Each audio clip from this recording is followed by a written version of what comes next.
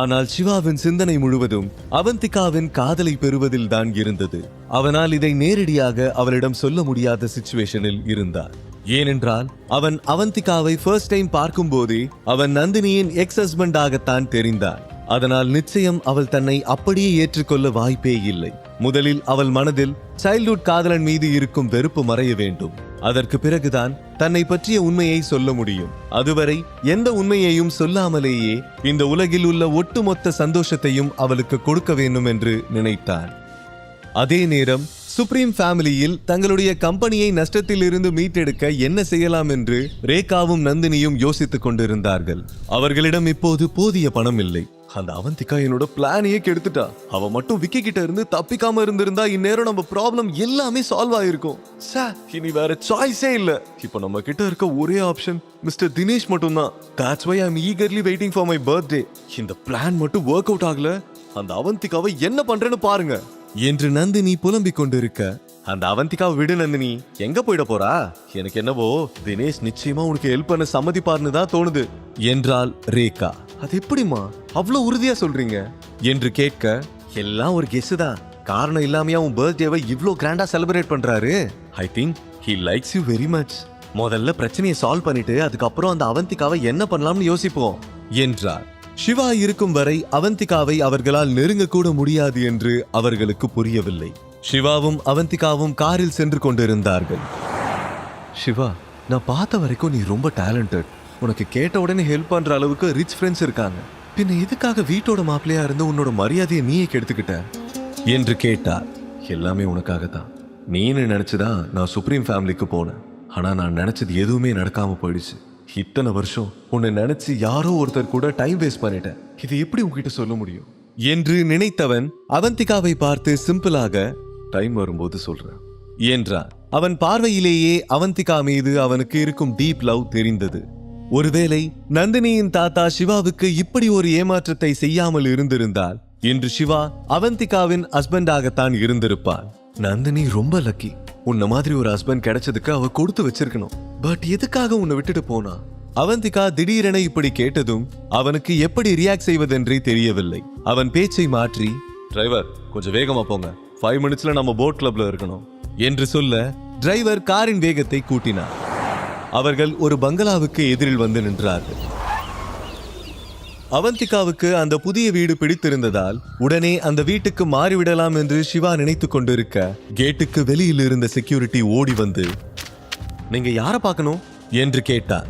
நான் ருத்ரன் வில்லாவுக்கு போகணும், அது இப்போ என்னோடது என்றான். இதை கேட்டவுடன் செக்யூரிட்டி சிவாவை ஏற இறங்க பார்த்துவிட்டு சிரிக்க ஆரம்பித்து விட்டார். அவந்திகாவுக்கு ஒன்றுமே புரியவில்லை. செக்யூரிட்டி சிரிப்பதை பார்த்து சிவாவுக்கு கோபம் வந்து விட்டது.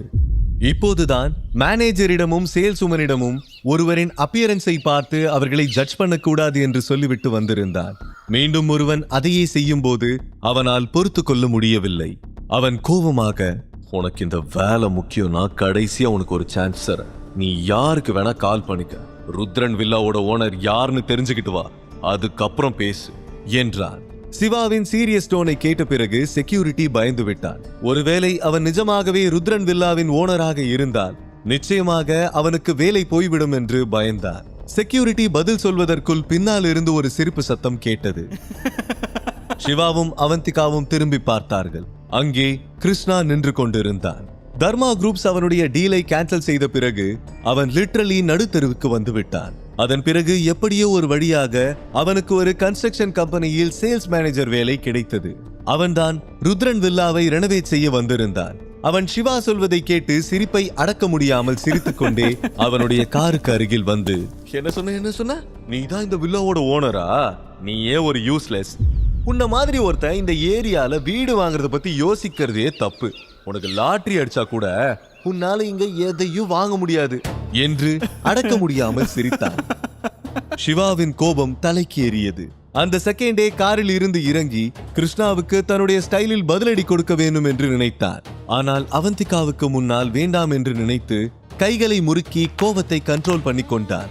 அவள் ஏற்கனவே தன்னுடைய லைஃபில் நிறைய கஷ்டங்களை அனுபவித்து விட்டார். அதனால் அவளை கஷ்டப்படுத்தும் எதையும் செய்யக்கூடாது என்று நினைத்தார்.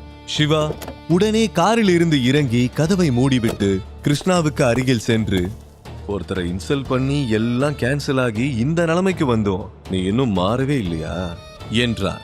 அவனுடைய வார்த்தைகளை கேட்டவுடன் சட்டென கிருஷ்ணாவின் முகத்தில் இருந்த சிரிப்பு மறைந்து விட்டது. How dare you to talk like this? எனக்கு என்ன நடந்துச்சுன்னு உனக்கு எப்படி தெரியும்? நான் ஒன்னும் உன்ன மாதிரி நடுத்தருல வந்துடல. எனக்கு ஒரு நல்ல கன்ஸ்ட்ரக்ஷன் கம்பெனில வேலை கிடைச்சிருக்கு. உனக்கு இன்னும் டைம் இருக்கு. இந்த வில்லாவோட ஓனர் வரதுக்குள்ள ஒழுங்கா ஓடிடு. நல்ல வேலை, நான் இந்த வில்லாவை ரெனோவேட் பண்ண வந்தேன். அதனாலதான் நீ சுத்துற ரீல கேட்க முடிஞ்சது. திரும்பி போ என்றார். சொல்ல போனால் கிருஷ்ணாவுக்கு தான் இது கடைசி வாய்ப்பு. அவன் அந்த வில்லாவை நல்லபடியாக ரெனோவேட் செய்து கொடுத்தால் அவனுக்கு நல்ல கமிஷன் கிடைக்கும்.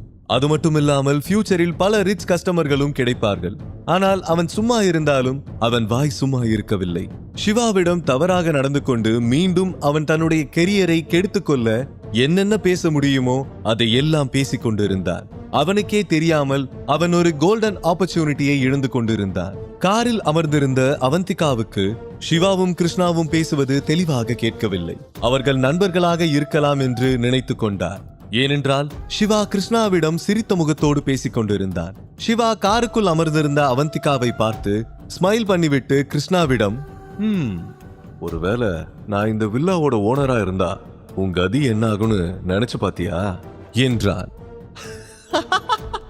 நீ வேணா உன்னை வில்லாவோட ஓனரா கற்பனை பண்ணிக்கலாம். அதுக்காக நானும் அதை ஒத்துக்க முடியுமா?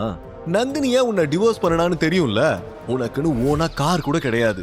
நீ வில்லாவோட ஓனரா? சொந்த வில்லால இருக்கிறவன் ஏன்டா டாக்ஸில வர என்று கேட்டுக்கொண்டே அவன் வந்த காரை சுட்டி காட்டிய போதுதான் அவனுடைய பார்வை காரில் அமர்ந்திருந்த அவந்திகா மீது விழுந்தது. ஓ, இதான் விஷயமா? இதுக்குதான் இவ்ளோ சீனா? நந்தினி பிரிஞ்சதுக்கு அப்புறம் உன்னால அவளை மறக்க முடியல போல இருக்கு. அதான் நந்தினி மாதிரியே இன்னொரு பொண்ணை புடிச்சிட்டியா? பார்க்க சூப்பரா தான் இருக்கா.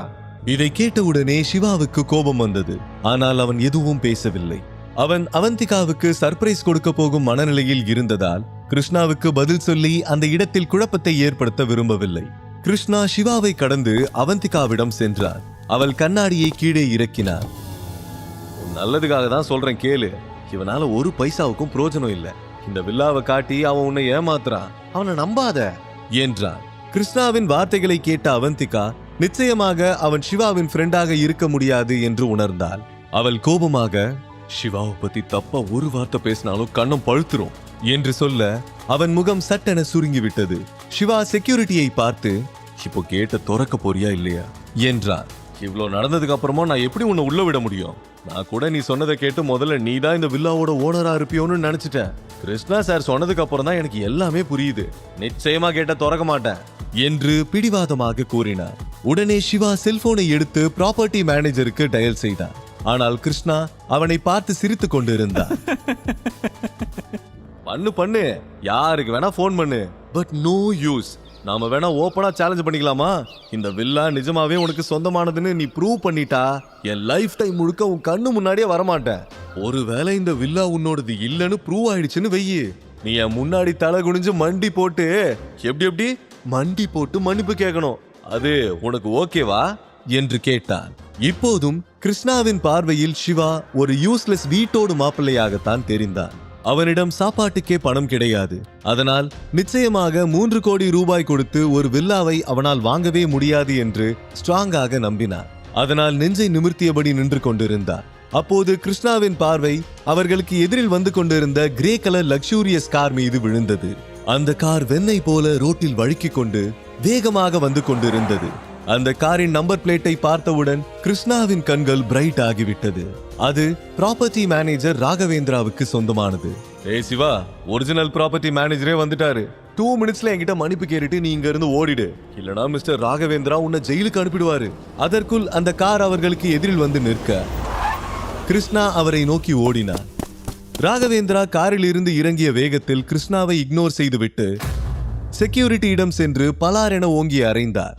அந்த சத்தம் அந்த இடம் முழுக்க எதிரொலித்தது. அந்த இடமே சைலண்ட் ஆகிவிட்டது. இதை பார்த்தவுடன் கிருஷ்ணாவின் முகம் பேய் அறைந்தது போல மாறிவிட்டது. அவன் தன்னை மறந்து அவனே அடி வாங்கியது போல கன்னத்தில் கை வைத்தார். அவந்திகாவுக்கும் கிருஷ்ணாவுக்கும் சிவாவை பற்றிய உண்மை தெரிய வருமா? சிவா இந்த சிச்சுவேஷனை எப்படி ஹேண்டில் செய்ய போகிறார்? முழு கதையையும் கேட்டு மகிழ பாக்கெட் FM ஆப்பை டவுன்லோட் செய்யுங்கள். லிங்க் டிஸ்கிரிப்ஷனில் கொடுக்கப்பட்டுள்ளது.